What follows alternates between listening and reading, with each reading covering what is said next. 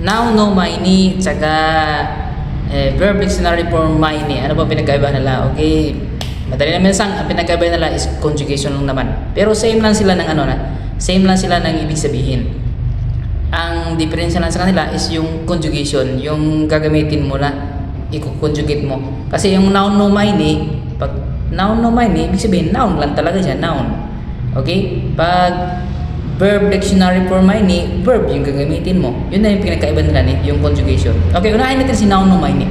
Pag noun no maini, siyempre yung gagamitin mo dyan is puro mga noun Noun nga, kaya nga noun, di ba? Tatoy ba Sokuji no maini te o araimasu. Sokuji yan yung noun Sokuji o maini te o araimasu. Merong no yan sa gitna. Sokuji no maini te o araimasu. Before meal, I wash my hand. Okay? Ano pa? Joggyo no mai ni sensei ni aisatsu shimasu. Okay, joggyo no mai ni sensei ni aisatsu shimasu. Okay, before we start the class, mag-greetings muna siya kay sensei. Okay, yan yung noun no mai ni.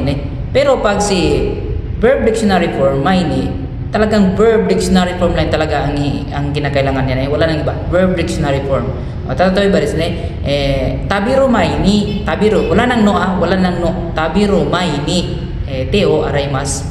Before I eat, I wash my hand. Okay, ano pa? Nihon ni iku mai ni nihongo o benkyou shinakereba narimasen. Okay, before I go to Japan, I must study Japanese language. Okay, yan yun si verb dictionary for mai ni. Okay, I hope meron kayo tutunan. Baka lalabas yan sa GLP din ay os